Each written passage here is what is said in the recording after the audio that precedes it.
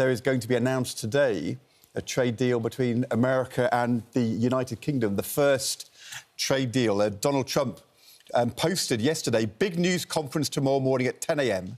in the Oval Office concerning a major trade deal with representatives of a big and highly respected country, the first of many. New York Times says it's the UK. Downing Street are now not steering us away from the idea that it's going to be announced today. Kind of a big deal for Britain to go first.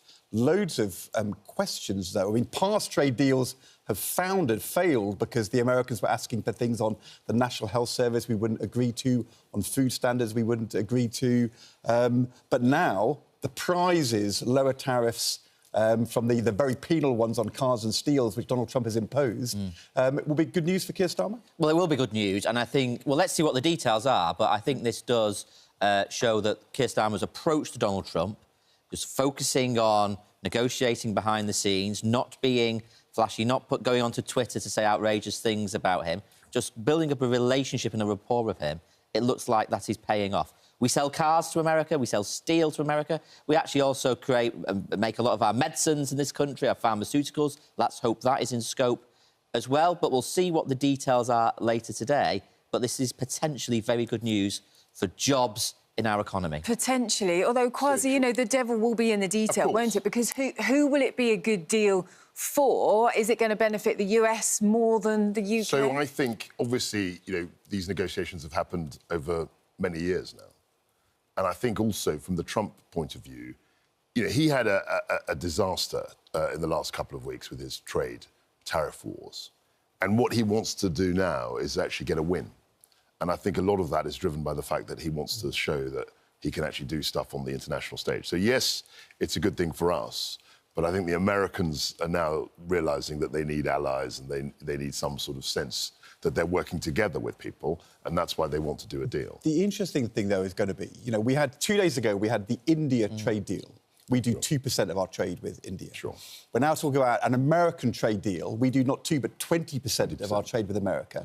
But in the next 1 or 2 weeks, there's talk of a new trade deal with the European Union. We do not 20, but 50% of our trade with Europe.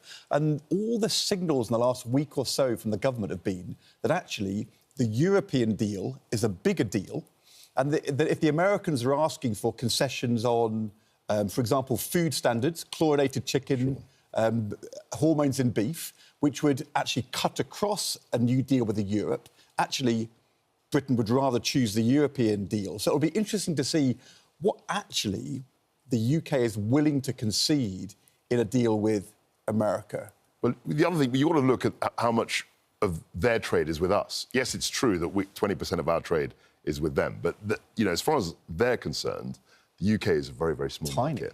So, I think they want to get a win. I think he wants to say, look, I'm not a crazy madman. I can do deals. I am a deal maker. Let's just get this over the line. So I suspect that his red lines won't be as firm as they might have been a few months ago. What does a good deal look like for us, then? Just getting those tariffs as far down as possible, or cutting them completely and not having to give too many concessions in return? I mean, getting them down as far as possible. I mean, I'd prefer a world where we didn't have these tariffs, frankly, but this is Donald Trump's approach. But, you know, it's going to... Unless we can get the tariffs down on cars, on steel, on medicines, because our pharmaceutical industry is really important for our economy here in the UK, so that's what I'm going to be looking out for, we'll particularly. Have to give something. In the past, the Americans said we want access for American private companies to the National Health Service.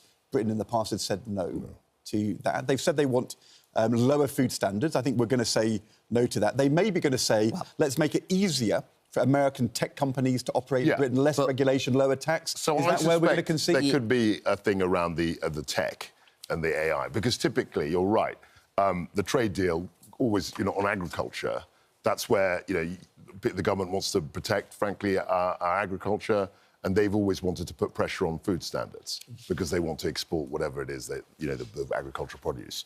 But I think there could be a whole conversation around tech, around AI, around the new economy. The thing we've always wanted was access to American markets for financial services. Exactly, and services. They've always said no to that. They've always said no. And on the NHS bit, by the way, there's always a bit of misinformation on this. People think that American healthcare wants to come in and run a hospital. It doesn't particularly. What they want is to break up the deals that the NHS has around buying drugs because we have a set of rules in place which mean that NHS gets a better deal. The Americans have never liked that because they think it's... But our pharmaceutical industry doesn't like it. No, exactly. There's a reason why we have it. Yeah. Right. But Boris Johnson looked at that one and said, I'm not touching it. No, he was right. And Keir Starmer's not going to touch it. No, absolutely not, no.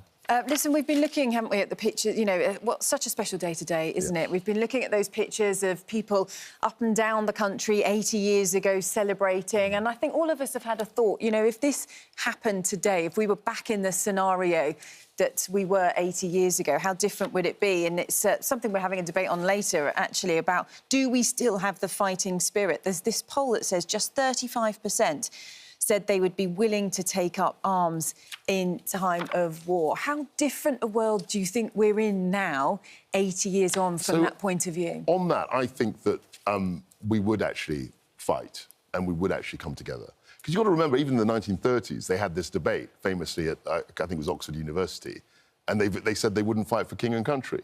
But, of course, when it came down to it, they did. So I don't think the conscription where they don't get a choice. Well, yeah, but that's true. But they actually, the national spirit was there. Absolutely. When the chips were down. That's right. So it's a very different thing to just have a poll. If the threat is on your doorstep. Absolutely right. If there's an invasion happening to nearby countries, not kind of thousands of miles away, but right next door, doesn't that change the whole dynamic? I think it does. I mean, it absolutely does. And it's not surprising that people would want peace and not want to fight, but when confronted with peril and threat, I think people do step up. Definitely. And I've just been reflecting on, I mean, the scenes that we're seeing today it's been extraordinary all week. And I was just thinking about my own granddad. He was actually he was in Italy, and then he went into Austria, and it was actually the UK troops went into Austria and occupied Austria from 7th of May, 1945, and he was part of the occupation. There he is, look. Oh, that's my other granddad, actually. Have you found it on Instagram? Yeah, GMB's on Instagram. That's good to know. That's very good. So he went into Austria and he actually met my grandma, who was an Austrian farm labourer in the Alps. We should. I didn't know that. So by going into Austria, that's what's happened. So your granddad's fought, and you would too. Absolutely, because you do. But what is interesting, Jonathan, though, you don't. We might be too old. I probably am too old. You might not make the criteria. I think it was 42. When they brought in conscription, I think it was 42 was the top end. Well, in that Jonathan may make it. No, I'm sure. Charles definitely does. The rest of us are out. Too old. I think it was 42. We could be in the Dad's Army. You could be our Captain Mannering, Ed. Don't panic. Don't panic. Good. Listen, thank you both very much. Of course, we're continuing our coverage throughout the morning of just, what an amazing, special thing we are celebrating. We're coming together to think about, what happened all those years ago. But thank you both for now.